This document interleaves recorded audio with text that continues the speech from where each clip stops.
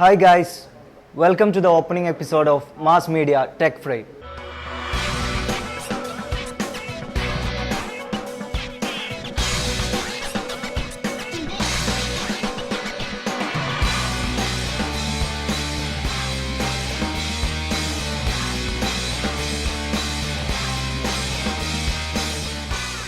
കുറഞ്ഞ വിലയിൽ കൂടുതൽ സ്പെസിഫിക്കേഷൻസ് ഉള്ള ഫോൺ, അതാണ് ഇന്ന് എല്ലാവരുടെയും സ്വപ്നം.